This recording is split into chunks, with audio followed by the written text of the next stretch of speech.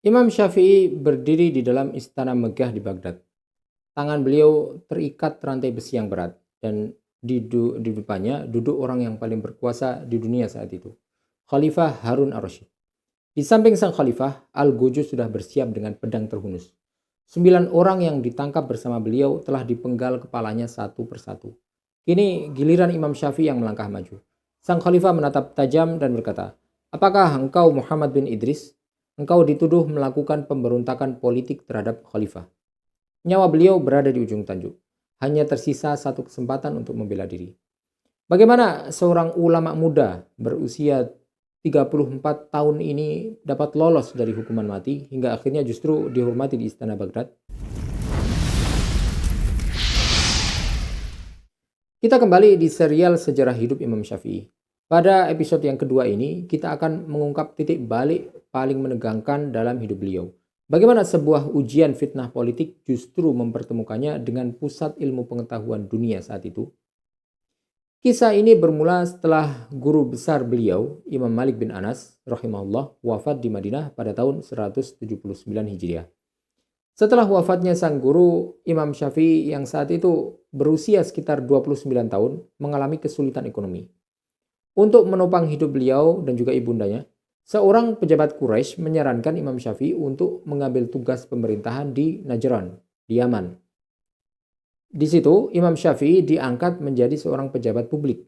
Dan seperti yang bisa kita duga dari sosok yang dibesarkan dalam ketakwaan, beliau menjalankan tugasnya dengan sangat adil, jujur, dan tidak kompromi terhadap kezaliman.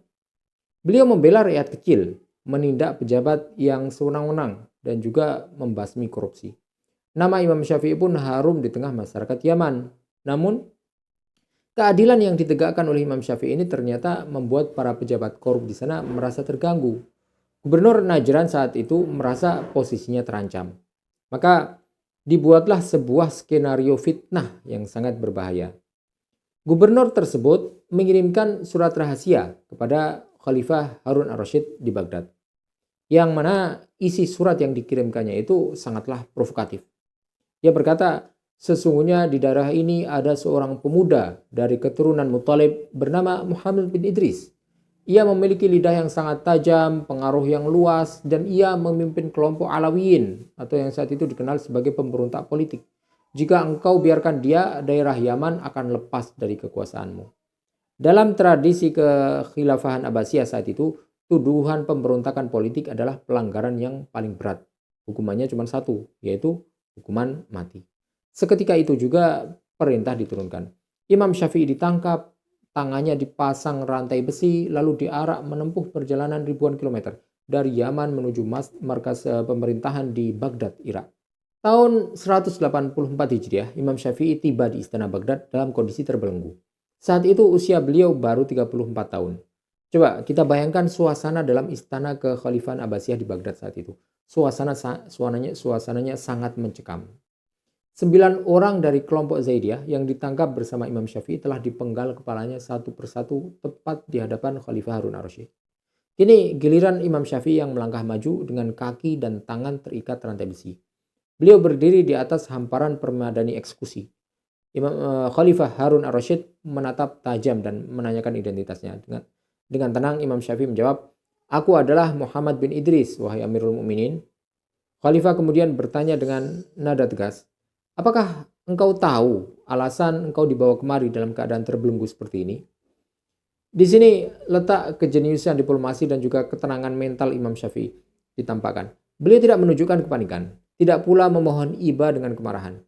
Beliau mulai pembelaannya dengan kalimat yang sangat menyentuh sisi emosional dan juga logika persaudaraan sang khalifah. Beliau berkata, "Wahai Amirul Mukminin, orang-orang zalim telah menyampaikan berita yang tidak benar kepadamu. Demi Allah, aku bukanlah pemberontak. Bagaimana mungkin aku menentang kekuasaanmu? Engkau memimpin umat ini dengan nasab dari Abbas." Karena beliau adalah dari Daulah Abbasiyah. Sementara aku bersambung nasabku ke Muthalib. Kita berasal dari pohon silsilah yang sama. Apakah masuk akal aku merusak kehormatan keluargaku sendiri demi menyerahkan kepemimpinan kepada orang lain? Mendengar kalimat yang disampaikan dengan artikulasi dan bahasa Arab yang sangat indah itu, raut wajah Harun ar-Rasyid mulai melunak. Kemudian sang khalifah belum sepenuhnya yakin.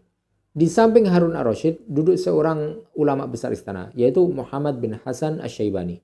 Khalifah menoleh kepadanya dan bertanya, "Wahai Muhammad, bagaimana pendapatmu tentang orang ini?" Muhammad bin Hasan menjawab dengan penuh kejujuran, "Wahai Amirul Mukminin, orang ini memiliki kedudukan ilmu yang sangat tinggi di Makkah dan Madinah. Sepengetahuanku, yang aku ketahui, dia adalah seorang ahli fikih dan juga hadis yang jauh dari paham pemberontakan." Mendengar pembelaan dari Imam Syafi'i sendiri dan juga diperkuat oleh kesaksian ulama utamanya, keraguan Harun ar-Rasyid seketika sirna. Sang khalifah berkata, "Lepaskan belenggu dari tangannya."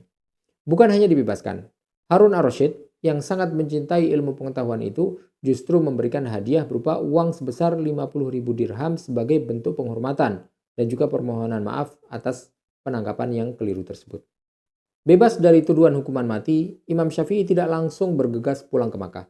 Beliau melihat Baghdad sebagai lautan ilmu baru yang harus beliau selami. Uang hadiah dari khalifah tidak beliau gunakan untuk berfoya-foya. Sebagian besar uang tersebut beliau belikan kitab karya-karya ulama Irak, dan sebagiannya lagi beliau bagikan kepada fakir miskin.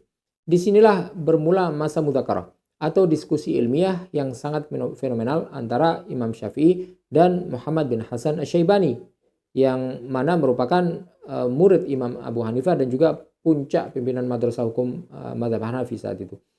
Coba kita bedah dinamika belajar mereka berdua. Imam Syafi'i mendatangi rumah dan juga majelis Muhammad bin Hasan bukan dengan kesombongan. Beliau duduk khusyuk, mendengarkan dan juga membaca seluruh kitab-kitab fikih Irak hingga tuntas. Bahkan Muhammad bin Hasan sampai menyewa pengawal khusus untuk menjaga kenyamanan Imam Syafi'i saat membaca kitab-kitab beliau. Namun hubungan mereka bukan sekedar hubungan guru dan murid pasif, melainkan hubungan muzakarah, saling bertukar pikiran. Seringkali terjadi perdebatan ilmiah yang sangat hangat di antara mereka. Muhammad bin Hasan mempresentasikan pendekatan logika karena mereka dikenal sebagai ahlu ra'i, sedangkan yang merupakan ciri khas Kufah, penduduk Baghdad. Sementara Imam Syafi'i mengujinya dengan kekuatan hafalan hadis dan asar sahabat yang mana merupakan ciri khas ilmu fikih Madinah. Ada satu riwayat menarik ketika orang-orang di Baghdad bertanya kepada Imam Syafi'i, "Siapakah yang lebih berilmu? Guru Anda di Madinah, yaitu Imam Malik, atau guru Anda di Baghdad, yaitu Muhammad bin Hasan?" Imam Syafi'i menjawab dengan diplomasi beradab yang sangat cerdas, "Jika dilihat dari penguasaan kitabullah dan sunnah Rasulnya, maka Imam Malik lebih unggul. Namun, jika dilihat dari ketajaman analisis hukum dan juga kias, maka Muhammad bin Hasan adalah ahlinya." Muhammad bin Hasan sendiri sangat mengagumi Imam Syafi'i. Beliau sering berkata kepada murid-murid beliau, apabila pemuda Quraisy ini berbicara tentang ilmu, seolah-olah pintu-pintu pemahaman dibukakan khusus untuknya. Dari proses mudzakarah inilah Imam Syafi'i tidak secara mentah menolak fikih Irak dan tidak pula secara buta menerima fikih Madinah. Beliau menjahit keunggulan kedua madrasah tersebut hingga melahirkan metodenya sendiri yang kelak akan mengguncang dunia Islam. Dari episode ujian politik dan juga pengembaraan di Irak kali ini, ada 3 pelajaran berharga yang dapat kita ambil. Yang pertama, ujian adalah pintu takdir baru. Jika Imam Syafi'i tidak difitnah di Yaman, beliau mungkin tidak akan pernah sampai ke Baghdad dan tidak akan pernah mempelajari fikih Irak. Yang kedua, kedewasaan intelektual. Imam Syafi'i melepaskan fanatisme kedaerahan. Beliau mau belajar dari kelompok yang berbeda metodologi dengannya demi mencari kebenaran. Yang ketiga, adab dalam perbedaan. Meskipun Imam Syafi'i memiliki beberapa pandangan hukum yang berbeda dengan fikih Hanafi, beliau tetap sangat menghormati guru-guru beliau di Irak. Setelah menyerap ilmu dari Hijaz, Makkah, Madinah, dan juga Irak, Imam Syafi'i melahirkan karya pertamanya di Baghdad yang dikenal dengan nama kitab Al-Hujjah, yang kelak dikenal sebagai Qaul Qadim atau pendapat lama dalam mazhab Syafi'i. Namun, kisah pemikiran Imam Syafi'i tidak berhenti di Baghdad. Di episode selanjutnya, insya Allah kita akan menyaksikan keputusan paling berani dari Imam Syafi'i ketika beliau memutuskan untuk berpindah ke Mesir, melihat realitas masyarakat yang berbeda dan secara terbuka merevisi pendapat hukumnya sendiri. Mengapa seorang ulama besar bersedia merevisi fatwanya dan bagaimana kitab Ar-Risalah serta kitab Al-Um lahir? Kita insya Allah akan membahasnya pada episode ketiga. Wallahu ta'ala alam wa sallallahu wasallam ala sayyidina Muhammadin wa ala alihi wa sahbihi ajma'in.